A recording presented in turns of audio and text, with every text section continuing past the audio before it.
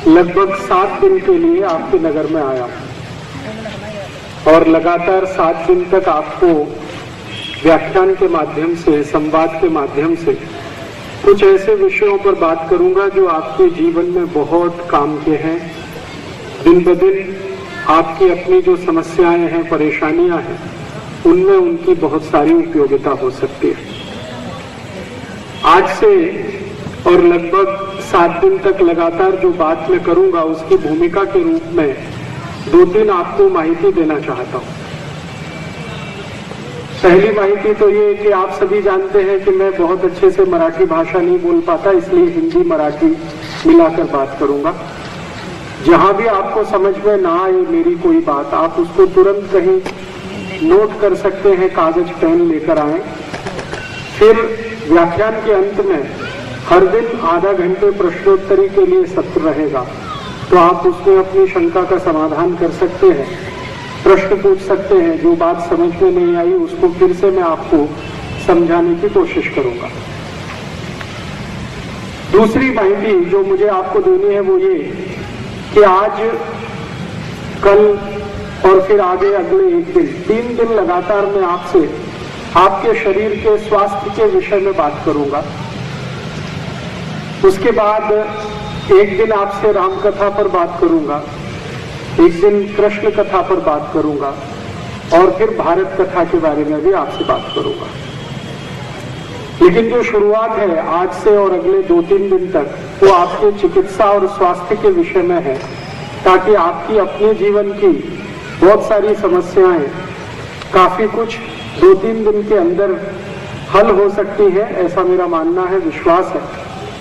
मैं व्यक्तिगत रूप से होम्योपैथी का डॉक्टर हूं और बहुत साल से होम्योपैथी की प्रैक्टिस करता हूं, लेकिन साथ साथ आयुर्वेद का भी बहुत अभ्यास करता हूं। तो पिछले कई वर्षों के आयुर्वेद के अभ्यास में से, होम्योपैथी के अभ्यास में से जो कुछ मुझे आपके स्वास्थ्य के बारे में, चिकित्सा के बारे में सरल माहिती, जिसको आप अपने घर में बैठकर कर सकते हैं, दे सकने के लिए मैं पूरी कोशिश करूंगा। इसलिए मेरी आप सभी से विनती है कि आप कागज पेन लेकर बैठेंगे, कॉपी या नोटबुक लेकर बैठेंगे तो आप बहुत सारी चीजें नोट कर सकेंगे, क्योंकि बाद में ये सब माहिती आपको कोई दूसरा व्यक्ति देगा, इसके लिए मुझे मालूम नहीं। इसलिए अगर आज आप कॉपी पेन नहीं लाए हैं तो कल से लाने की कोशिश जरूर करें। एक नोटबुक अपने साथ में रखें, एक छोटा सा पेन रखें और आपकी जो मातृभाषा है उसमें आप स्वयं नोट कर सकते हैं।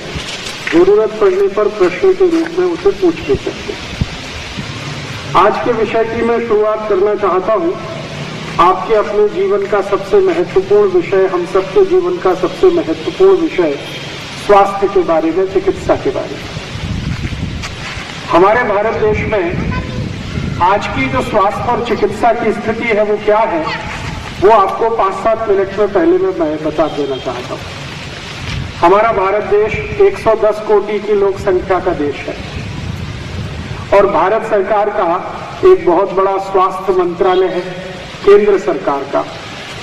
इस स्वास्थ्य मंत्रालय को एक बार मैंने खत लिखा था और ये खत मैंने जब लिखा था उस समय स्वास्थ्य मंत्री थी श्रीमती सुषमा स्वराज। उस समय भारत में एनडीए की सरकार चलती थी, श्री अटल बिहारी वाजपेयी प्रधानमंत्री थे। उस समय मैंने स्वास्थ्य मंत्रालय को दिल्ली में, जो केंद्र सरकार का है, एक खत लिखा था और उनको ये प्रश्न किया था कि भारत में 110 कोटि नागरिकों की जो लोक संख्या है, इसमें कितने नागरिक ऐसे हैं जो संपूर्ण रीति से स्वस्थ हैं, जिनको कोई रोग नहीं है, जिनको कोई बीमारी नहीं है, जिनका शरीर भी स्वस्थ है, मन भी स्वस्थ है, मन मस्तिष्क उनका एकदम स्थिर है और वो कह सकते हैं कि हमें कोई तकलीफ नहीं है। ऐसे लोगों की संख्या पूरे भारत देश में कितनी है, ये मैंने स्वास्थ्य मंत्रालय को एक बार प्रश्न लिखकर भेजा था। स्वास्थ्य मंत्री के मंत्रालय से उसका जो उत्तर आया वो बहुत लंबे समय के बाद आया और उस प्रश्न के उत्तर के रूप में जो लिखा गया था वो ये कि ये जो प्रश्न आपने किया है इसमें बहुत सारी माहिती देश भर में से एकत्रित करनी पड़ी है, इसलिए समय बहुत लगा। तो प्रश्न का उत्तर आया तो उसमें पता ये चला कि 110 कोटि की जो लोक संख्या है हमारे देश में, इसमें से लगभग 60 से 70 कोटि लोग ऐसे हैं जो किसी न किसी बीमारी और रोग के शिकार हैं। किसी को एक रोग है, किसी को 2, किसी को 3, और कई तो ऐसे भी लोग हैं जिनको एक साथ बहुत सारे रोग हैं, बहुत सारी बीमारियां। फिर उस प्रश्न के दूसरे उत्तर के रूप में लिखा हुआ था पत्र में वो ये कि लगभग भारत में 30 से 40 कोटि लोग ऐसे हैं जो ये मान सकते हैं कि वो स्वस्थ हैं, जिनका शरीर काफी ठीक है, मन भी ठीक है, मस्तिष्क भी ठीक है, बुद्धि भी उनकी सही जगह काम कर रही है, वगैरह वगैरह। अर्थात हमारे देश की जो कुल लोक संख्या है उसमें से 70% लोक संख्या किसी न किसी बीमारी से ग्रसित है, कोई ना कोई रोग उनको है। किसी को डायबिटीज है तो किसी को अर्थराइटिस है, किसी को ब्रोंकाइटिस है, किसी को अस्थमा है, किसी को दमा है, किसी को ब्रोंकियल अस्थमा है, किसी को अर्थराइटिस है, किसी को रूमेटिड अर्थराइटिस है, किसी को ऑस्टियो अर्थराइटिस है। लगभग 148 बीमारियां हैं जो 60 से 70 कोटि लोक संख्या में फैली हुई है। इन बीमारियों पर खर्चा कितना होता है पूरे देश का, एक और प्रश्न मैंने स्वास्थ्य मंत्रालय को पूछा था, तो उन्होंने अलग अलग बीमारियों का कुछ खर्चा मुझे बताया। जैसे स्वास्थ्य मंत्रालय की माहिती के अनुसार हिंदुस्तान में दर वर्ष हर साल 55 लाख लोगों को हृदय का ऑपरेशन होता है। हर साल 55 लाख लोगों को जो हृदय का ऑपरेशन होता है, तो अगर एक ऑपरेशन में 2 से 2.5 लाख रुपए का खर्चा मान लिया जाए, एंजियोप्लास्टी हो या बाईपास सर्जरी हो, कभी कभी ओपन हार्ट सर्जरी भी हो सकती है, तो एक औसतन खर्चा अगर मान लिया जाए 2 से 2.5 लाख रुपए, तो अगर आप हिसाब जोड़ेंगे तो 55 लाख में 2 लाख का गुणा करना पड़ेगा। और अगर ये आंकड़ा आप निकालेंगे तो इतनी बड़ी रकम आती है कि कैलकुलेटर में आप लिख नहीं पाएंगे। कैलकुलेटर में मात्र 12 अंक आते हैं और 55 लाख में 2 से 2.5 लाख के गुणा को करेंगे तो 12 से ज्यादा अंक आ जाते हैं। एक और दूसरी माहिती, भारत सरकार में 5 कोटि, भारत सरकार की माहिती के अनुसार 5 कोटि लोग इस देश में ऐसे हैं जिनको डायबिटीज है, मधुमेह, शक्कर का रोग। अगर डायबिटीज के किसी भी साधारण मरीज को इलाज कराते आप देखेंगे तो इंसुलिन का इंजेक्शन अगर वो लेता हो रोज, तो महीने का खर्चा कम से कम 500 से 600 रुपए और साल का खर्चा औसतन 5000 रुपए। और वो डायबिटीज के मरीज को आप जानते हैं कि जीवन पर्यंत इंसुलिन लेना ही पड़ता है। तो अगर वो 20 साल जिंदा रहा तो 20 साल में 5000 का गुणा कर लीजिए और उसके बाद 5 कोटि नागरिकों के हिसाब से गुणा कर लीजिए तो 70-80 हजार कोटि रुपए का खर्च निकलता है। इसी तरह से अगर गुर्दे दुखते हैं, कमर दुखती है, संधिवात हो गया है, ऐसे मरीजों की संख्या पूरे भारत में आप जोड़ेंगे तो 10 कोटि के आसपास निकलती है। इनका अगर रोज का खर्चा 20-25 रुपए से लेकर 200-250 रुपए तक आप माने तो 50 से 60 हजार कोटि रुपए इसमें खर्च होता है। इसी तरह की और बीमारियों का हिसाब जोड़ता मैं गया और सरकार की माहिती के अनुसार अंत में मुझे पता चला कि हमारे भारत के लोगों के स्वास्थ्य और चिकित्सा का ही खर्च एक वर्ष का 5,42,000 कोटि रुपए। आपको सुनकर आश्चर्य होगा कि भारत सरकार का बजट भी 5 लाख कोटि के आसपास है। नागरिकों का बजट माने खर्चा एक साल का वो सरकार से भी जास्ती है। एक साल में भारत की सरकार जो बजट बनाती है 5 लाख कोटि का है। भारत के नागरिकों के चिकित्सा और स्वास्थ्य का खर्च एक साल का 5,42,000 कोटि रुपए का।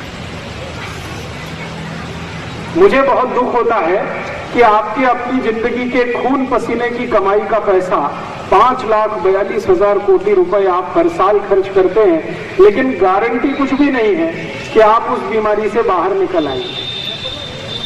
डायबिटीज के किसी भी मरीज को कोई भी डॉक्टर ये नहीं कहता कि मैं आपको ठीक कर दूंगा। वो कहता है कि इंसुलिन लेते रहो, जिंदगी चलाते रहो। जब इंसुलिन बंद हो जाएगा तो जिंदगी भी खत्म हो जाएगी। अगर गुर्दे दुखने वाले, कमर दुखने वाले किसी मरीज से बात करो और डॉक्टर के पास जाओ तो वो भी कहेगा पेन किलर है, जिंदगी भर खाते रहो, दर्द निवारक दवा है, जिंदगी भर खाते रहो, जब तक आपकी जेब देती है पैसे तब तक खाते रहो, नहीं तो दर्द इतना असहनीय हो कि आप मरने की ही प्रार्थना करो। कोई भी एक बीमारी में ऐसा नहीं है कि आपको कोई गारंटी दे। आपने एंजियोप्लास्टी कराई है, डॉक्टर को आपने 2.5 लाख रुपए दिया है, उससे पूछो कि डॉक्टर गारंटी कितनी है, तो कहेगा कोई गारंटी नहीं है, कल दोबारा भी हार्ट अटैक आ सकता है। आज एंजियोप्लास्टी कराया, कल दूसरा अटैक आ सकता है। और मैं चूंकि खुद भी डॉक्टर हूं तो ऐसे बहुत सारे मरीज मेरे पास आते हैं जिनको मैं देखता हूं कि एंजियोप्लास्टी कराया, 1 बार नहीं 2 बार कराया, 2 बार नहीं 3 बार कराया, फिर भी तकलीफ वहीं की वहीं है और बहुत तकलीफ और परेशानी से वो कभी किसी हॉस्पिटल से आते हैं मेरे पास कि राजू भाई अभी आप ही हमारी कुछ मदद करो, आप ही हमारे लिए कुछ रास्ता निकालो। ऐसी तकलीफ की स्थिति संपूर्ण भारत देश में बनी हुई है। मैं आज आपसे विनम्रता पूर्वक एक बात कहने आया हूं ये कि हमारे जीवन की जितनी भी बीमारियां हैं, वो डायबिटीज हो या गुर्दे दुखना हो, कमर दुखना हो या कंधे का त्रास हो या मनके का त्रास हो, ये जितनी भी बीमारियां हैं जिनको आप जानते हैं अपने जीवन में, इनमें से 90% बीमारियां ऐसी हैं, 90% बीमारियां ऐसी हैं जो आपकी स्वयं की गलती से होती है। मात्र 10% बीमारियां ऐसी हैं जो दूसरे की गलती से आपको होती है। मात्र 10% बीमारियां, दूसरे की गलती से आपको होने वाली बीमारियों की संख्या सिर्फ 10% है। इसमें वायरल डिसीज भी है, बैक्टीरियल डिसीज भी। वायरल और बैक्टीरियल डिसीज जो होती है, विषाणु और जीवाणु से होने वाली जो बीमारियां होती हैं, उसमें आपकी गलती नहीं है, वो प्रकृति का प्रकोप है, उसमें आप फंस जाते हैं तो वो हो जाती है। ऐसी बीमारियों की संख्या और दूसरों की गलती से होने वाली बीमारियों का एक उदाहरण दूं। आप 40 गांव में किसी सड़क पर चुपचाप जा रहे हैं, पीछे से आके किसी स्कूटर वाले ने आपको टक्कर मार दी। अब इसमें आपकी कोई गलती नहीं, आप अपने रास्ते से चल रहे थे, स्कूटर वाले का बैलेंस बिगड़ा, उसने आपको टक्कर मार दी, अब आपको पांव में फ्रैक्चर हो गया या हाथ में फ्रैक्चर हो गया। ये बीमारी जो आई वो दूसरे की गलती से आई, इसमें आपकी गलती नहीं।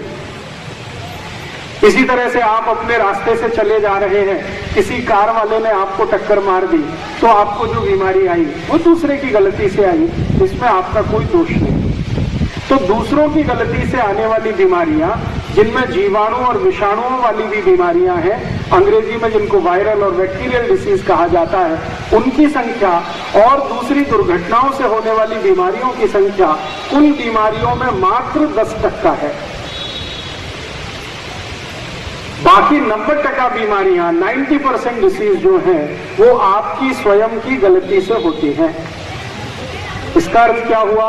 इसका सीधा सा अर्थ ये है कि हम अगर अपनी जिंदगी में गलतियां करना बंद कर दें, हमारी जो चूक हो रही है उसको सुधारना सीख लें, उसको ठीक कर लें, तो 90% बीमारियों से हमारी जिंदगी मुक्त हो सकती है। और ये बात पिछले 10 साल के अभ्यास के बाद मैं बहुत दावे से कह सकता हूं कि कोई भी व्यक्ति जो आप में से यहां बैठा हुआ है, अपने जीवन की 90% बीमारियों को स्वयं ठीक कर सकता है, जिसमें आपको डॉक्टर की ज्यादा जरूरत नहीं है, बस आपको थोड़ी माहिती की जरूरत है।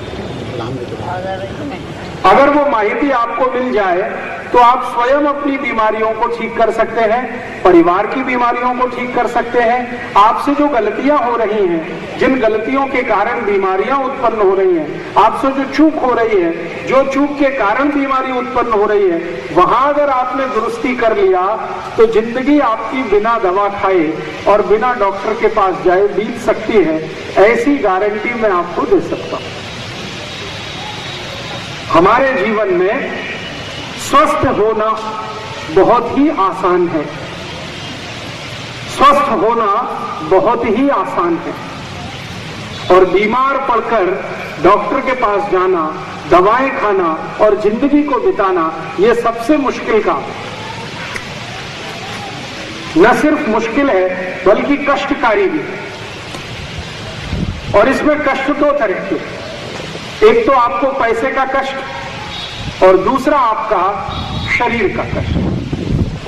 तो शरीर का कष्ट और पैसे का कष्ट ये दोनों आपके जीवन से दूर हो सकें, आप अपनी गलतियों को सुधार सकें, आपके जीवन में होने वाली भूल को, चूक को ठीक कर सकें, इस दृष्टि से आज, कल और परसों 3 दिन मैं आपसे चिकित्सा के विषय पर बात करूंगा। और इसको हमारे मित्र श्री गुलाब भाई ने नाम दिया है स्वास्थ्य कथा, माने आपके शरीर के स्वस्थ रहने की कहानी या कथा मैं आपसे कहूंगा। हमारा अपना शरीर, इसके बारे में भारत की सबसे महान चिकित्सा पद्धति आयुर्वेद में जो कहा गया है वही बात मैं आपसे कहूंगा। आयुर्वेद में सबसे महान एक व्यक्ति हुए जिनको आप सबने नाम से तो सुना होगा, उनका नाम था भागवत। बहुत महान व्यक्ति। आयुर्वेद में 3 महान व्यक्ति हुए, एक थे चरक, एक थे सुश्रुत, एक थे भागवत। ये 3 महानतम हैं। इनको ऐसा कह सकते हैं आयुर्वेद चिकित्सा के ब्रह्मा, विष्णु और महेश। जैसे हम सब मानते हैं ना, हमारे 3 मुख्य देवता ब्रह्मा, विष्णु, महेश। ब्रह्मा जी ने सारे जग की उत्पत्ति कर दी, विष्णु जी उसका पालन करते हैं और महेश के हाथ में संहार करने की ताकत है। तो हम जैसे हमारे धर्म में ब्रह्मा, विष्णु, महेश का स्थान देखते हैं, वैसे ही आयुर्वेद चिकित्सा में चरक, सुश्रुत और भागवत का स्थान है। आपके मन में एक प्रश्न आ सकता है कि क्या चरक, सुश्रुत और भागवत के अलावा आयुर्वेद में और कोई नहीं हुआ? बहुत हुए, लेकिन इन 3 का स्थान सबसे ऊंचा है। और भी बहुत हुए, भाव प्रकाश हुए, निघंटु हुए, काश्यप ऋषि हुए, आत्रेय ऋषि हुए, ऐसे एक नहीं हजारों नाम। लेकिन इन 3 का स्थान सबसे ऊंचा है। कारण क्या है? ये चरक, सुश्रुत और भागवत का स्थान सबसे ऊंचा इसलिए है कि इन तीनों ने आयुर्वेद शास्त्र की जितनी भी मूलभूत मान्यताएं हैं और सिद्धांत हैं वो सब इन्होंने प्रतिपादित किए। बाद के जो लोग आए, जैसे मैंने नाम लिया, एक भाव प्रकाश थे, निघंटु थे, काश्यप थे, आत्रेय थे, इन लोगों ने इन 3 महान ऋषियों के बनाए हुए सिद्धांतों का बहुत बार अवलोकन किया, ऑब्जर्वेशन किया, एक्सपेरिमेंटेशन किए, प्रयोग किए, परिणाम देखे और उसको फिर विश्लेषण करके लोगों को समझाने का काम बड़े पैमाने पर किया। लेकिन मूल सिद्धांत और मान्यताएं बनाने वाले ये 3 ही थे, चरक, सुश्रुत और भागवत। चरक ने, सुश्रुत ने और भागवत ने कुल मिलाकर जो सिद्धांत बनाए और सूत्र लिखे, उनकी संख्या 21,000 से ज्यादा है। अकेले भागवत ऋषि ने 7,000 से ज्यादा सूत्र लिखे हैं, श्लोक लिखे हैं। और ये सभी श्लोक और सूत्र आप सबके जीवन के बहुत उपयोग के हैं। इस दृष्टि से मैं आपको 3 दिन में कुछ ऐसे सूत्र बताने की कोशिश करूंगा जो आपके जीवन में हमेशा काम आए। आयुर्वेद चिकित्सा का सबसे प्रथम सूत्र है, जो प्रथम श्लोक है, वो ये है कि आपका जीवन सुखी हो, निरोगी हो और लंबी आयु हो आपकी। ये ऐसी भावना के साथ आयुर्वेद ग्रंथ में सूत्र लिखे गए। आपने कभी कभी सुना होगा, कभी शायद आपस में चर्चा भी की होगी, एक सूत्र अक्सर हमारे मुंह से निकलता है, श्लोक हमारे मुंह से निकलता है, सर्वे भवन्तु सुखिनः, सर्वे सन्तु निरामया, सर्वे भद्राणि पश्यन्तु, मां कश्चित् दुःख भाग् भवेत्। सर्वे भवन्तु सुखिनः माने सब सुखी हो जाएं, सर्वे सन्तु निरामया सब निरोगी हो, सब सुखी हो, सब निरोगी हो। ये जो कल्पना है और ये जो भावना है, ये दुनिया के किसी भी दूसरे शास्त्र में नहीं है, सिर्फ आयुर्वेद में। एलोपैथी में आज तक ऐसा कोई सूत्र, कोई लिखने वाला नहीं आया जिसकी भाव ऐसी हो कि सब सुखी हो, सब निरोगी हो। कहीं भी नहीं है एलोपैथी, होम्योपैथी में भी नहीं है। अगर आप ध्यान से ढूंढने की कोशिश करेंगे तो आयुर्वेद को छोड़कर दुनिया की किसी भी पैथी में नहीं है। एक ही सूत्र, सर्वे भवन्तु सुखिनः, सब सुखी हो जाएं, सब निरोगी हो जाएं, ये हम ईश्वर से प्रार्थना कर रहे हैं, आयुर्वेद में से निकला हुआ है। तो अगर सब सुखी हो, सब निरोगी हो, तो इसी के लिए आयुर्वेद की रचना की गई है। आयुर माने आयु और वेद माने ज्ञान। आपकी लंबी आयु हो, निरोगी हो, आपका जीवन सुखी हो, ऐसा ज्ञान देने वाले शास्त्र को आयुर्वेद कहा गया है। अब आपकी आयु निरोगी हो, लंबी हो, सुखी हो आपका जीवन, इसके लिए कुछ ऐसी माहिती उनमें दी गई है जिसको हर व्यक्ति अगर अपने जीवन में पालन करे तो उसको जीवन भर ही कोई रोग ना आए। मैं जब इनके शास्त्रों का अभ्यास कर रहा हूं पिछले कुछ वर्षों से, तो मुझे ये जानकर बहुत हैरानी होती है कि ये जो ऋषि थे, जैसे आत्रेय ऋषि थे, उनका आयु 136 वर्ष, काश्यप ऋषि 148 वर्ष जीवित रहे, खुद भागवत का आयु 127-128 साल का रहा, सुश्रुत का लगभग 132 साल का आयु, चरक का लगभग 136-137 साल का आयु। और हैरानी की बात यह है कि 120, 125, 130, 135, 140 वर्ष का वय और बिना किसी रोग के संपूर्ण निरोगी, कभी कोई औषधि लेने की जरूरत ना पड़े, ऐसा जीवन और ऐसा शरीर, ये सब लोगों ने अपना जीवन बिताया है। और उन्होंने अपने जीवन पर जो कुछ ऑब्जर्वेशन किए, जो परिणाम उन्होंने देखे, जो कुछ उन्होंने सीखा, वही उन्होंने फिर सूत्रों में लिखा। भागवत ऋषि तो एक जगह लिखते हैं कि मैंने कोई भी सूत्र लिखा है, कोई भी श्लोक लिखा है, उसके पहले बार बार उसका ऑब्जर्वेशन किया है, बार बार उसको परखने का काम किया। लगातार ऑब्जर्वेशन में से जो निकलता है उसी को विज्ञान कहते हैं, साइंस भी वही होता है। तो इन महान लोगों के जीवन में से उन्होंने जो कुछ निचोड़ निकाला वो सूत्रों के रूप में शास्त्र में लिख दिया, उसी को आयुर्वेद के शास्त्र के नाम से जाना जाता है। चरक ऋषि ने एक शास्त्र लिखा जिसका नाम है चरक संहिता। सुश्रुत जी ने लिख दिया, उसका नाम है सुश्रुत संहिता। भागवत जी ने लिखा, 2 शास्त्र लिखे उन्होंने, एक का नाम अष्टांग हृदयम, दूसरे का नाम अष्टांग संग्रहम।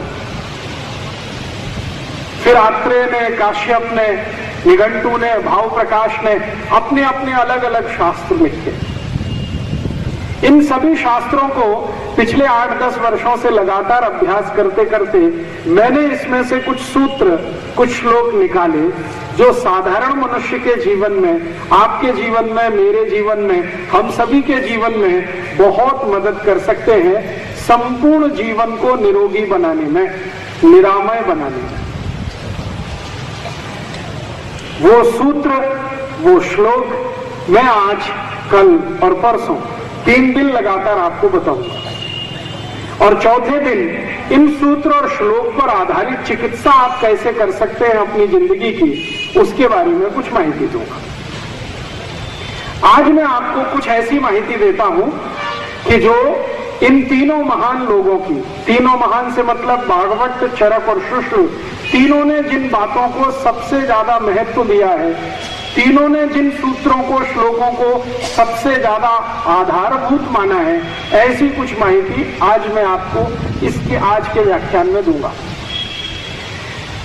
सबसे आधार तीनों ऋषि कहते हैं कि शरीर निरोगी रहना चाहिए, स्वस्थ रहना चाहिए। अगर शरीर आपका निरोगी है, स्वस्थ है, तो आपका जीवन बहुत सुखी है। और अगर आपका जीवन सुखी है तो आप दूसरों को सुख दे सकते हैं, और अगर आपका जीवन सुखी नहीं है तो आप किसी को सुख नहीं दे सकते।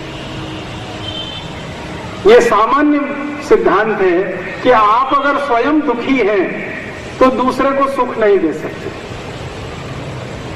और अगर आप स्वयं सुखी हैं तो दूसरे को सुख दे सकते हैं। सुख की जो परिभाषा है वो हमारे अपने जीवन में आज के हिसाब से थोड़ी भिन्न है। हम सब आज सुख की परिभाषा करते हैं, वो कैसे? हमारे पास गाड़ी है क्या, एयर कंडीशनर है क्या, बड़ा बंगला है क्या, अच्छा बैंक बैलेंस है क्या, कोटि कोटि रुपए हैं क्या, पहनने को अच्छे कपड़े हैं क्या, आदि आदि।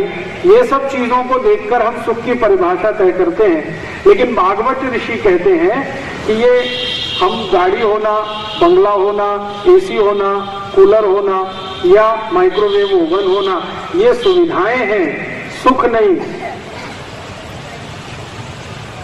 ये सुविधाएं तो हैं, गाड़ी सुविधा है, लेकिन जरूरी नहीं है कि उसमें से सुख मिले। एसी सुविधा है, लेकिन जरूरी नहीं है कि उसमें से आपको सुख मिले। बहुत बड़ा बंगला होना ये सुविधा की बात है, लेकिन जरूरी नहीं है कि सुख मिले। मैं ऐसे बहुत सारे पेशेंट्स को जानता हूं, मरीजों को जानता हूं जो मेरे पास चिकित्सा के लिए आते हैं। उनके घर में एक एक गादी 1-1 लाख रुपए की है, गादी 1-1 लाख रुपए की है, और वो मुझसे दवा मांगते हैं नींद आने की कि राजीव भाई कुछ ऐसी दवा दो जो नींद आ जाए। तो मैं कहता हूं 1 लाख की गादी पे आपको नींद नहीं आती? तो कहते नहीं आती। रात भर इधर से उधर करवट बदलते रहते हैं, 2 बजे रात को सो के चलते रहते हैं, कंपोज की गोलियां खाते हैं, 1 से नींद नहीं आती तो 2 खाते हैं, 2 से नहीं आती 3 खाते हैं, 3 से नहीं आती तो 4 भी खाते हैं। फिर कहते हैं सवेरे 3 बज जाते हैं, तब थोड़ी देर के लिए नींद आती है। 1 लाख रुपए की गादी है एक, और वो जापान से लाई हुई है, नींद नहीं आती। तो वो जो 1 लाख रुपए की गादी है वो सुविधा तो है, लेकिन अगर उस पर नींद नहीं आती है तो उसमें सुख नहीं है। उससे अच्छा ये है कि किसी के पास 1 लाख की भी गादी नहीं है, ऐसे ही जमीन पे सो जाता है, लेकिन रात भर उसको 7 घंटे अच्छी झोप होती है, तो उसको सुख है। उसके पास सुविधा नहीं है, लेकिन सुख है। अच्छी झोप का, नींद का सुख उसके पास है। हम अपनी जिंदगी में सुविधाओं को सुख से अलग करना सीख लें तो बहुत अच्छा होगा। हमने आजकल सुविधाओं में सुख ढूंढना शुरू किया है, वो नहीं मिलता है। सुख जो है मन और शरीर की एक विशेष अवस्था है जो बिना सुविधा के भी हो सकती है। मैं ऐसे एक नहीं आपको सैकड़ों उदाहरण दे सकता हूं। मेरे पास कई ऐसे लोग हैं जिनके पास 35 लाख रुपए की गाड़ी है, उसमें वो सवेरे से शाम तक चलते हैं, लेकिन मनके का त्रास इतना जबरदस्त है कि रात दिन परेशान रहते। अब 35 लाख की गाड़ी उन्होंने लाई है सिर्फ इसलिए कि कमर को थोड़ा भी झटका ना लगे, फिर भी उनके मनके का त्रास जाता नहीं है। तो 35 लाख की गाड़ी सुविधा तो है, सुख नहीं। और उससे ज्यादा अच्छा मेरे पास ऐसे भी मरीज हैं जो मजदूरी करते हैं, डेली ठेला चलाते हैं, मजदूरी करते हैं, और कम से कम पीठ पर 100-100 किलो वजन के दिन भर में 50-60 बोरे इधर से उधर ले जाके रखते हैं। उनको कोई मनके का त्रास नहीं है, उनके पास सुविधा नहीं है, लेकिन सुख है। बिना मनके के त्रास के उनका जीवन है। तो हम इस बात को ध्यान से समझ लें कि सुविधाएं बहुत हों घर में, जरूरी नहीं है कि सुख आ जाए। सुख आएगा तब जब आप निरोगी होंगे, तब आपके शरीर को कोई त्रास नहीं, कोई रोग नहीं, कोई आपको तकलीफ नहीं। मन में, तन में, शरीर में, मस्तिष्क में, बुद्धि में, सब तरफ से निर्मल और निरामय जीवन है। भले आपके पास पैसा ना हो तो आप सबसे सुखी व्यक्ति होंगे। ये आयुर्वेद की परिभाषा है। तो आयुर्वेद ये कहता है कि आप सुखी हो, निरोगी हो, निरोगी होने के बाद ही आपको सुख मिलेगा। तो निरोगी होने के लिए आयुर्वेद ने बहुत सारे सूत्र दिए हैं, बहुत सारे श्लोक लिखे हैं। उनका अगर आप अपने जीवन में पालन करते हैं तो आप जीवन भर निरोगी होंगे, ऐसी गारंटी मैं दे सकता हूं आयुर्वेद की तरफ से। और आप अपनी जिंदगी की छोटी छोटी गलतियां, भूल या चूक जो माफ कर दें या उनको ठीक कर लें या उनका कोई करेक्शन कर लें, तो भी मैं आपको गारंटी देता हूं कि आपका जीवन निरोगी होगा, निरामय होगा और आप बहुत अच्छा जीवन बिताएंगे, लंबी उम्र पाएंगे और दूसरों को भी ये ज्ञान देकर सुखी बनाएंगे। क्या है वो छोटी छोटी सी बातें जो सूत्र के रूप में आयुर्वेद के अलग अलग शास्त्रों में लिखी गई हैं, मैं आपको आज उनको कहना चाहता हूं। सबसे पहला सूत्र, अगर आपके पास कागज पेन है तो जरूर लिख लीजिए, नहीं है तो दिमाग पे लिख लीजिए। ये आपका मस्तिष्क है ना, ये कंप्यूटर से भी ज्यादा अच्छा। कंप्यूटर कई बार गड़बड़ कर देता है, वायरस आ जाता है तो सब कुछ उसमें से चला जाता है, इस मस्तिष्क में से नहीं जाएगा। अगर ठीक से सुनेंगे, ध्यान से सुनेंगे तो मस्तिष्क पे ही नोट हो जाएगा। कल या रात को घर जाके कागज पेन से लिख लीजिएगा। पहला सूत्र, जीवन को निरोगी रखना है, निरामय रखना है, तो अपने शरीर का ध्यान जरा करिए। आपका शरीर उस पर थोड़ा ध्यान दीजिए और ये बताइए कि आपके शरीर का सबसे महत्वपूर्ण भाग कौन सा है। अंगों की बात नहीं कर रहा हूं, अंग और उपांग को छोड़ दीजिए। कोई कहेगा हृदय बहुत महत्वपूर्ण है, कोई कहेगा लीवर बहुत महत्वपूर्ण है, किडनी, इसकी बात नहीं कर रहा हूं। शरीर के अगर 2-3 हिस्से करना हो, नीचे का एक हिस्सा, मध्य का एक हिस्सा और ऊपर का हिस्सा, इसमें से बता दीजिए कौन सा सब महत्वपूर्ण है। जी, ऊपर का मस्तिष्क, ये सबसे महत्वपूर्ण है। आप मानते हैं सब लोग मस्तिष्क सबसे महत्वपूर्ण है? बिल्कुल नहीं है जी। पेट, आपके शरीर का जो मध्य भाग है, यही सबसे ज्यादा महत्वपूर्ण है। अगर ये ठीक से ना चले तो मस्तिष्क भी नहीं चलेगा। मस्तिष्क को चलाने के लिए ऊर्जा चाहिए, ऊर्जा देने का काम वो पेट ही करता है। शरीर के सारे अंगों को, शरीर के सारे उपांगों को ऊर्जा देने का काम, एनर्जी देने का काम पेट करता है, शरीर का मध्य भाग करता है।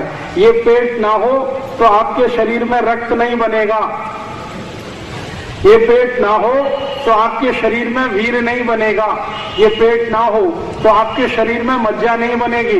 ये पेट अगर नहीं हुआ तो कुछ भी नहीं बनेगा, आपका शरीर ही नहीं चलेगा। और ये पेट नहीं होता तो मेरी आपकी भेंट भी नहीं होती। ये पेट है जो हम सारे लोगों के शरीर को चलाता है।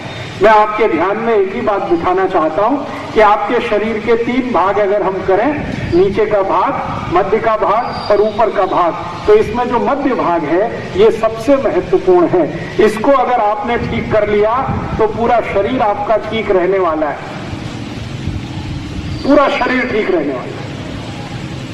अब मध्य का भाग आपका सबसे महत्वपूर्ण है, ये अगर आपके समझ में आ जाए, क्योंकि हम जो कुछ भी खाते हैं वो पेट में ही जाता है, पेट में से उसका पाचन होता है, पाचन होने के बाद उसमें से रक्त बनता है, मांस बनता है, मज्जा बनती है, वीर्य बनता है, उसी में से शरीर के लिए पोषक तत्व मिलते हैं, अंग्रेजी में जिनको माइक्रो न्यूट्रिएंट्स कहते हैं। उन्हीं पोषक तत्वों की ताकत से हड्डियां बनती हैं, उन्हीं पोषक तत्वों की ताकत से शरीर के विभिन्न तरह के हार्मोन्स बनते हैं, जिससे मस्तिष्क भी चलता है, बाकी सब कुछ ठीक ठीक चलता है।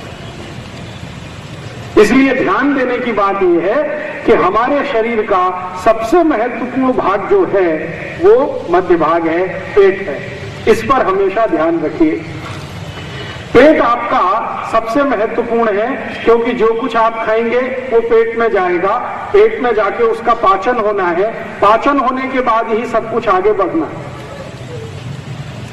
तो इसका अर्थ ये हुआ कि हम जो कुछ भी खाएं वो ठीक से पाचन हो, ये हमें ध्यान देने की जरूरत है।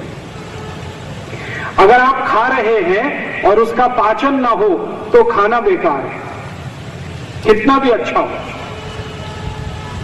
आप जो कुछ भी खा रहे हैं, अगर ठीक से पाचन नहीं होता, डाइजेशन नहीं होता, तो कितना भी अच्छा खाना है, वो करोड़ रुपए का हो या 10 करोड़ रुपए का, बिल्कुल बेकार है।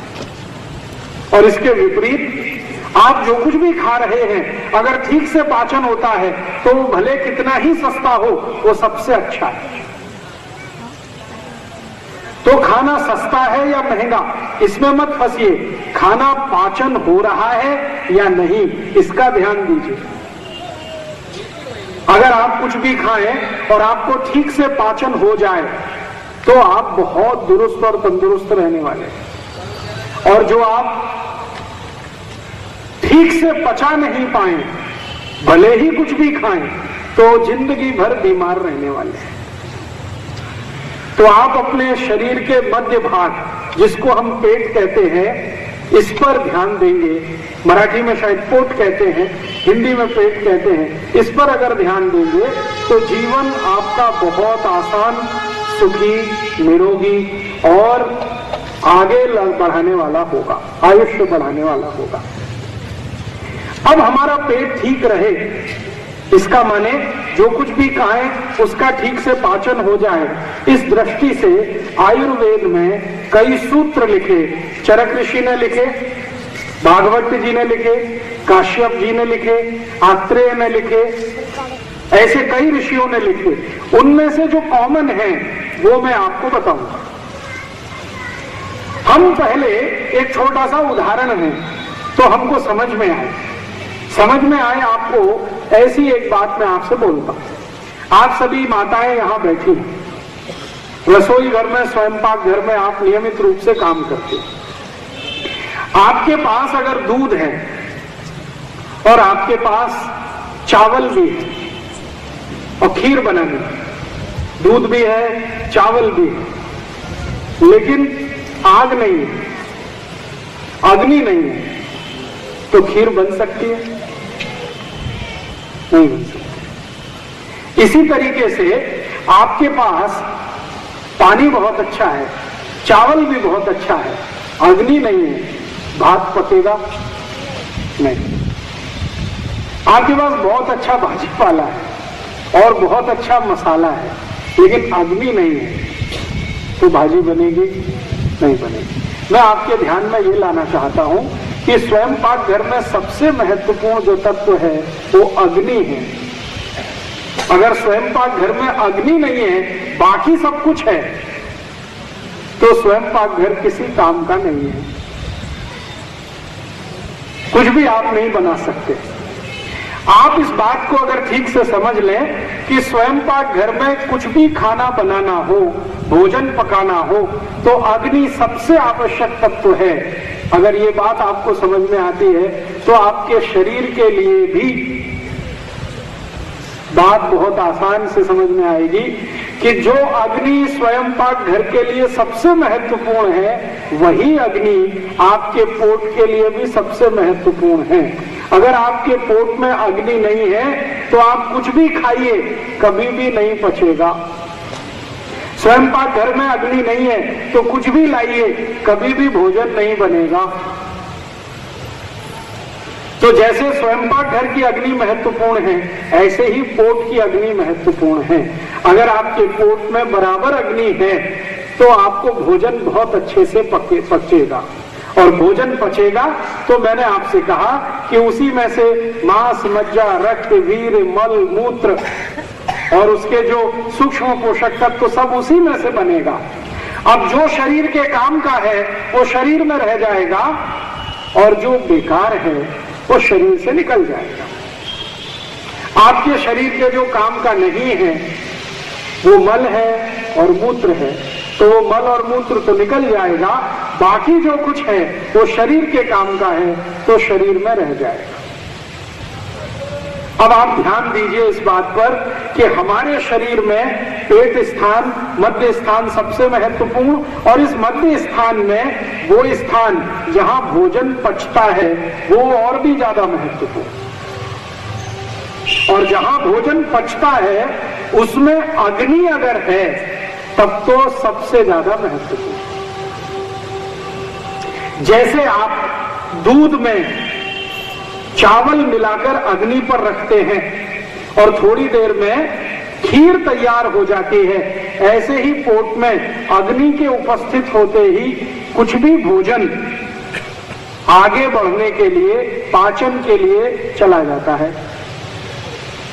आप कुछ भी खाइए, अग्नि उसको आगे के रूप में लेके जाएगी। पहले क्या होता है, आप कुछ भी खाते हैं तो वो सब कुछ पेस्ट में बदलता है। पेस्ट का तरीका आपने देखा है। पेस्ट माने ना तो सॉलिड है और ना तो लिक्विड है, ना तो द्रव रूप है ना तो ठोस रूप है। द्रव और ठोस के बीच की अवस्था है जिसको हम पेस्ट कहते हैं। हमने कुछ भी खाया तो वो पहले पेस्ट में बदलता है और पेस्ट थोड़ी देर के बाद रस में बदलता है और रस के आगे की जो स्थिति है फिर वो सब है जो मैं आपको बार बार कह रहा हूं, मांस, मज्जा, रक्त, वीर, मल, मूत्र, ये सब उसी के आगे आगे निकलता है। तो आपने कुछ खाया है, वो आपके पेट में जाए, ठीक रूप से पचे और पचने के बाद उसमें से मांस, मज्जा, रक्त, वीर, मलमूत्र सम्यक मात्रा में बने, माने जितनी जरूरत है उतनी मात्रा में बने, तो जीवन पर्यंत आप बिना किसी रोग के निरोगी रहते हुए अपने जीवन को बिताएंगे। आयुष्य आपका बहुत अच्छा होगा। ये सूत्र है।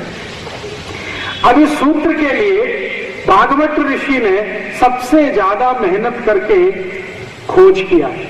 सबसे ज्यादा भागवत ऋषि ने इस एक छोटी सी बात पर कि हम जो कुछ भी खाते हैं, खाने के बाद उसका जो पाचन होता है, पाचन के बाद की जो आगे की क्रियाएं हैं, इस पर सबसे ज्यादा रिसर्च भागवत जी ने किया। चरक ने किया, सुश्रुत ने थोड़ा बहुत किया, लेकिन सबसे ज्यादा भागवत ने किया और सबसे ज्यादा सूत्र इस विषय पर फिर उन्होंने ही लिखे। इसलिए उनके शास्त्र, जिसका नाम है अष्टांग हृदय, उसमें से निकालकर 2-3 सूत्र बताता हूं कि आप जो खा रहे हैं वो ठीक से पचना चाहिए, उसके लिए अग्नि प्रदीप्त होनी चाहिए। इसके लिए सूत्र है। सूत्र क्या है?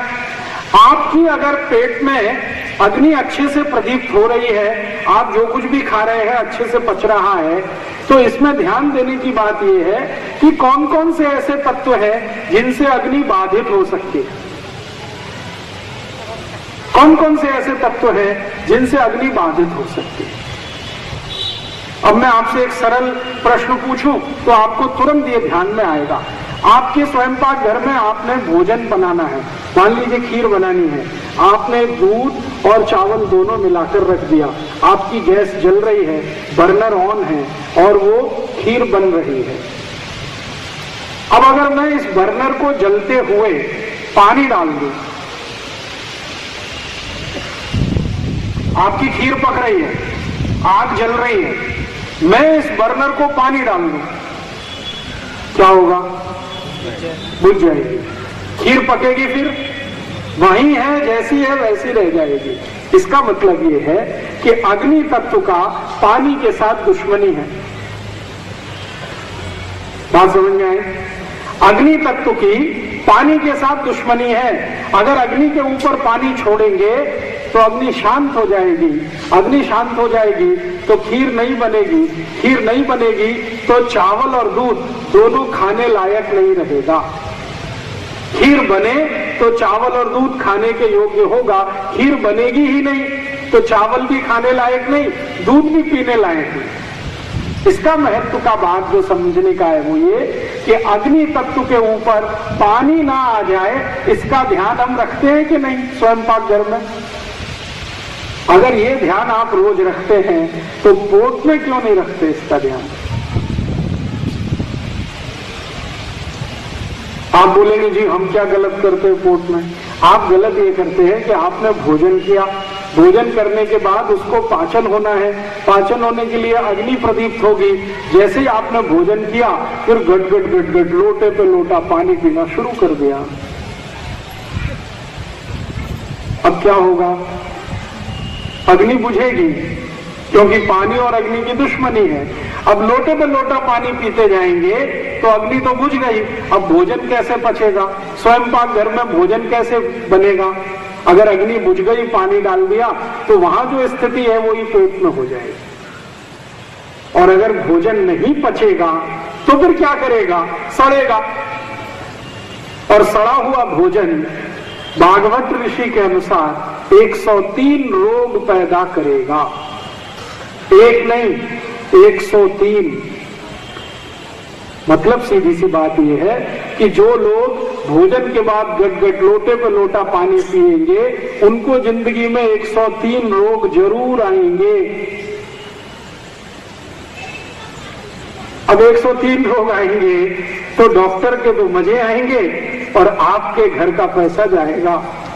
आप रोडपति हो जाएंगे, डॉक्टर करोड़पति हो जाएगा। ये 103 रोग कौन कौन से आएंगे उनकी सूची है। भागवत संहिता जिसका नाम है अष्टांग हृदयम, उसमें पूरी सूची है कि जो लोग भोजन के बाद गट-गट पानी पीते हैं उनको 103 रोग कौन कौन से आते हैं। सबसे पहला रोग पेट में जलन होना, जिसको आप कहते हैं एसिडिटी। जो लोग भी खाने के तुरंत बाद पानी पीते हैं 101% नहीं, 201%, 1000% उनको एसिडिटी होती ही है। आज नहीं तो कल, कल नहीं तो परसों, 2 साल बाद, 5 साल बाद होने ही वाली। एसिडिटी तो होना ही है, पेट में जलन तो होने ही वाली है। और ये पेट की जलन आगे बढ़ते बढ़ते छाती तक आती है, फिर छाती में जलन, और आगे बढ़े तो गले में जलन, फिर पूरे शरीर में जलन। किसी को यहाँ पांव में जलन, किसी को यहाँ गुर्दे में जलन, पूरा शरीर में आग ही आग, आग ही आग।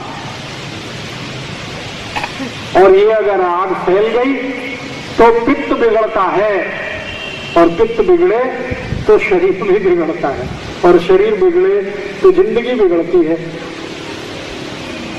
इसलिए ध्यान इस बात को देना है कि स्वयं पाक घर में दूध और चावल को पकाते समय आग का जलना बहुत जरूरी है। ऐसे ही हमारे शरीर में खाना खाने के बाद आग का जलना बहुत जरूरी है ताकि भोजन ठीक से पके। इसके लिए पानी का और आग का मेल नहीं है। तो मतलब सीधा सा ये है कि खाना खाने के बाद पानी मत पियो।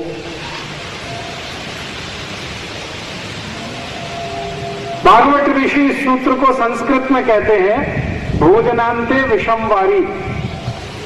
भोजन के अंत में पानी पीना विष पीने के जैसा है। विष माने जहर। जो लोग खाना खाने के बाद पानी पीते हैं, भागवत कहते हैं कि वो जान लें कि जहर पी रहे हैं, और ये जहर उनको जिंदगी में इतना त्रास देने वाला है, इतनी तकलीफ देने वाला है, जिसकी वो खुद कल्पना उस समय नहीं कर पाते जिस समय वो पानी पीते। मैंने वो सूची पढ़ी भागवत ऋषि की लिखी हुई, तो उसमें एसिडिटी माने पेट की जलन पहले नंबर पर है, और आखिरी नंबर पर उसमें जो बीमारी है वो है कैंसर। माने पेट की जलन से जो शुरू हुआ तो वो कैंसर तक जा सकता है। माने पेट का कैंसर भी आपको हो सकता है अगर खाने के बाद पानी पीना आपका है तो। और बीच में तो सब बीमारियां भरी हुई हैं। तो यहां से आज से बात शुरू होती है कि आप अपनी जिंदगी में एक छोटी सी चूक कर रहे हैं, वो बंद कर दो आज से। भोजन के बाद पानी नहीं पीना है। भोजन के बाद कभी भी पानी मत पीजिए। भोजन के बाद पानी अगर पिएंगे तो तैयार रहिए 103 रोग आएंगे। उनमें से कई रोग हैं जो आपके गुर्दों के त्रास से संबंधित होंगे, पेट से संबंधित होंगे, रक्त से संबंधित होंगे, वीर्य से संबंधित हो सकते हैं, मस्तिष्क से संबंधित हो सकते हैं। कई तरह की बीमारियां जो पित्त के बिगड़ने से हो जाती है। मतलब यह है कि खाने के बाद अग्नि को जलने दीजिए, पानी गिराकर शांत मत करिए। अब मैं आपको एक और उदाहरण देता हूं तो जल्दी से आपको ये बात समझ में आए।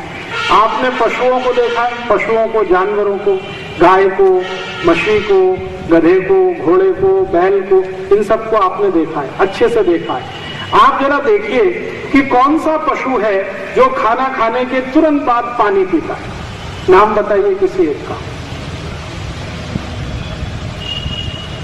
कभी गाय को देखा खाना खाते ही पानी पी लेती है? मछली को देखा? मछली सबसे मूर्ख मानी जाती है, सबसे मूर्ख। उसको भी इतनी अकल है कि वो भोजन के बाद पानी नहीं पीती। मैंने देखा है मछली सुबह सुबह खाना खाती है, 6 बजे 7 बजे भरपेट खाना खाती है और पानी 11 बजे 12 बजे ही पीती है। मैंने खाना खाने के 4 तास बाद पानी पीती है मछली। उसको भी इतनी अकल है, मनुष्य को नहीं है। मनुष्य मछली से भी गया बेटा है। कुत्ते को देखिए, मछली को देखिए, गाय को देखिए, बैल को देखिए, गधे को देखिए, घोड़े को देखिए, हाथी को देखिए, किसी भी जानवर को देखिए, भोजन करने के साथ कोई भी जानवर पानी नहीं पीता। कम से कम 4 तास, अधिक से अधिक 5 तास के बाद ही सब जानवर पानी पीते हैं। इसलिए किसी भी जानवर को गुर्दे का त्रास नहीं होता, किसी भी मछली को डायबिटीज नहीं होती, किसी भी बैल को मनके का त्रास नहीं होता। सुना है बैल एक दिन में 3 टन वजन लेके जाता है, 3000 किलो, और कम से कम 60 किलोमीटर चलता है। किसी भी बैल को आज तक नहीं सुना कि मनके का त्रास हो गया। और ये मनुष्य 10 किलो का एक पोता उठाए तो मनके का त्रास हो जाए, डायबिटीज हो जाए, अर्थराइटिस हो जाए, अस्थमा हो जाए, 148 रोगों की लिस्ट है जो कभी भी हो जाए। तो मुझे भागवत ऋषि के ये सूत्र को आपके ध्यान में लाना है। वो ये भागवत ऋषि कहते हैं भोजनांते विषम वारी, भोजन के अंत में पानी पीना तो जहर पीने के जैसा है, विष पीने के जैसा है। मतलब मेरा आपको एक छोटी सी सूचना है कि भोजन के बाद पानी मत पियो। तो क्या होगा? आप जो कुछ भी खाएंगे अग्नि प्रदीप्त होगी, अग्नि से उसका पाचन हो जाएगा, पाचन के बाद उसमें से मांस मज्जा रक्त वीर मलमूत्र ठीक से बन जाएगा, वो शरीर के काम आ जाएगा। इसलिए भोजन के बाद पानी मत पियो। तो आप पूछेंगे कब तक नहीं पिए? पशु तो 4 घंटे नहीं पीते, 4 तास। आप अभी मैं आपको एक सरल माहिती दे देता हूं, फिर आप तय कर सकते हैं कि कितने घंटे बाद पिए। हम जो कुछ भी खाते हैं, मैंने आपसे कहा कि पहले वो पेस्ट में बदलता है। पेस्ट आप समझते हैं, कोई वस्तु ना तो द्रव है ना तो ठोस है, बीच की अवस्था है, ना तो सॉलिड है ना तो लिक्विड है, बीच की अवस्था पेस्ट। तो जो कुछ भी खाया वो पेस्ट में बदलता है। इसको लगभग 1 तास लगता है। और पेस्ट के बाद अगला जो चरण है वो है रस बनने का। पहले पेस्ट बनेगा भोजन, फिर बाद में रस में बदलता है। और रस बदलने का जो समय है वो 1 तास से शुरू होता है और 2 तास तक चलता है। आप जानते हैं कोई भी चीज रस बने तो उसमें पानी का होना आवश्यक है, नहीं तो रस नहीं होगा। तो जब भोजन रस बनना शुरू करता है उस समय पानी पीना सबसे अच्छा होता है। तो कम से कम 1 तास बाद, जास्ती से जास्ती 2 तास बाद पानी पीना। आप बोलेंगे अरे ये कैसे होने वाला है, हमारी तो आदत पड़ी हुई है। बहुत लोगों को मैंने देखा है कि भोजन कम पानी ज्यादा पीते हैं। 1 लोटा नहीं 2-2 लोटा लगता है उनको, 3-3 लोटा लगता है।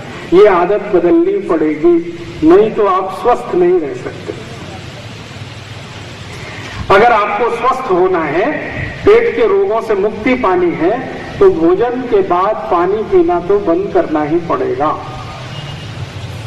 तो आप ये पूछ सकते हैं कि कुछ और पी सकते हैं क्या? हाँ, कुछ और पी सकते हैं। भागवत ऋषि ने एक सूत्र लिखा, उसमें पहला सूत्र तो ये भोजनांते विषमवारी, भोजन के अंत में पानी पीना विष पीने के बराबर है, माने पानी मत पियो। 1 तास से 1.5 तास के बीच में पानी पियो। दूसरी बात उन्होंने ये लिखी है कि अगर कुछ पीना ही है द्रव रूप में तो भोजन के बाद आप ताक पी सकते हैं। भोजन के बाद दूध पी सकते हैं और भोजन के बाद कोई भी फल का रस पी सकते हैं, पानी नहीं पी सकते। ताक पी सकते हैं, दूध पी सकते हैं, फल का रस पी सकते हैं, पानी नहीं पी सकते। अब आपके मन में तुरंत एक प्रश्न आएगा कि ताक पी सकते हैं, पानी क्यों नहीं पी सकते? ताक में भी तो पानी ही है कि नहीं? दही तो थोड़ा ही है, पानी तो ज्यादा है। और दूध में भी तो पानी ही है और रस में तो पानी ही पानी है। तो रस पी सकते हैं, ताक पी सकते हैं, दूध पी सकते हैं, तो पानी क्यों नहीं पी सकते? इसका उत्तर मैं सरल तरीके से देता हूं। आपने कोई फिल्म का गीत सुना? मुझे फिल्म का नाम याद नहीं, गीत याद है, पानी रे पानी तेरा रंग कैसा, जिसमें मिला दो उस जैसा। ये है ना, ये गीत आपके शरीर की फिलॉसफी है। पानी रे पानी तेरा रंग कैसा, रंग से मतलब गुण। उसके गुण कैसे हैं पानी के? पानी के अपने गुण कुछ भी नहीं है, जिस चीज में आप मिला देते हो वैसा ही है। पानी को दही में मिलाया, ताक बनेगी, तो उसमें पानी का गुण नहीं आएगा, दही का आएगा। पानी को दूध में मिलाया तो पानी में पानी का गुण नहीं आएगा, दूध का गुण आएगा। अगर आम का रस निकाला आपने और उसमें पानी मिलाया तो उसमें पानी का गुण नहीं आएगा, आम का गुण आएगा। संतरे का रस निकाला, उसमें पानी मिला दिया तो पानी नहीं रहेगा, वो संतरे का गुण उस पानी में आ जाएगा। तो पानी पीने का तो निषेध है, लेकिन रस पी सकते हैं, क्योंकि रस में जो पानी है वो फल के गुण वाला है। ताक में जो पानी है वो दही के गुण वाला है। दूध में जो पानी है वो दूध के गुण वाला है। तो आप भोजन के बाद अगर कुछ पीना चाहते हैं तो 3 चीजों का आपको परमिशन है। आप या तो रस पीजिए, या तो दूध पीजिए और या तो ताक पीजिए, पानी मत पीजिए। पानी कब पीना है? कम से कम 1 तास 30 मिनट के बाद पानी पीजिए, 1.5 तास के बाद पानी पीजिए। अब चलेगा? फिर कुछ लोग कहेंगे गले में फंस गया तो, भोजन गले में फंस गया तो। भोजन गले में कब फंसता है, इसके लिए भी एक कारण है। अगर आप भोजन जल्दी जल्दी खाएंगे तो जरूर गले में फंसेगा, लेकिन धीरे धीरे खाएंगे कभी भी नहीं फंसेगा। मराठी में एक वो सूत्र है ना, सावकाश गया हड़ू हड़ू गया, ये तो बहुत बड़ा सूत्र है। जिस महान व्यक्ति ने ये सूत्र मराठी में लिखा उसको मैं वंदन करता हूं। उसने भागवत संहिता का सारा निचोड़ एक सूत्र में लिख दिया, सावकाश गया हड़ू हड़ू गया। भागवत ऋषि को ये बताने में 7000 सूत्र लगे, और जिस मराठी महान व्यक्ति ने ये लिख दिया सावकाश गया हड़ू हड़ू गया, वो जरूर भागवत का पक्का चेला रहा होगा। गुरु की सब माहिती लेके उसने एक सूत्र में लिख दिया, धीरे धीरे खाओ, जल्दी जल्दी मत करो। तो जल्दी जल्दी नहीं करोगे तो गले में नहीं फंसेगा, धीरे धीरे खाएंगे गले में आराम से उतर जाए। इसलिए पानी की अब आज से दिक्कत खत्म, आप धीरे धीरे खाना खाइए। अब आप पूछेंगे कि कितना धीरे खाएं? इसकी भी तो कोई लिमिट होगी। कोई कहेगा जी 1 तास लगाएं खाना खाने में, कोई कहेगा 2 घंटे खाना खाते रहें क्या, या दिन भर खाते ही रहें क्या? इसकी भी तो कोई लिमिट होगी, कोई मिनिमम कोई मैक्सिमम। तो इसकी लिमिट में बहुत अच्छा एक सूत्र मैं आपको बताता हूं। कितना धीरे खाना, आप सबके लिए अपना अपना समय भोजन का निकालना है। तो एक सरल सूत्र बताता हूं। आज रात को नहीं तो कल सुबह आप अपने घर में आरसे के सामने खड़े हो जाइए और मुंह खोलिए और अपने दांत गिनिए। आपके घर में जहां भी आरसा लगा है उसके सामने खड़े होकर मुंह खोलकर अपने दांत गिनिए। आपके कितने दांत हैं? तो आप वो कहेंगे 32, कोई कहेगा 30, कोई कहेगा 28, कोई कहेगा 26। ऐसे सबके अलग अलग होंगे। जरूरी नहीं है कि सबको 32 हो, ये भी जरूरी नहीं है कि सबको 28 हो, अलग अलग होंगे। तो सभी व्यक्तियों के लिए भोजन का समय भी अलग अलग तय होगा। तो आप पहले कल गिन लो अपने अपने दांत कितने हैं, जितने आपके दांत हैं उसके हिसाब से आपके भोजन का समय नक्की होगा। कैसे होगा? आपने भाकरी का एक टुकड़ा मुंह में रखा तो जितने दांत हैं उतनी बार उसको चबाइए, उतना समय लगाइए। ये है सूत्र। आप कहेंगे जी 32 दांत हैं तो भाकरी का एक टुकड़ा मुंह में रखिए, 32 बार चबाइए, गिनकर चबाइए। जिसको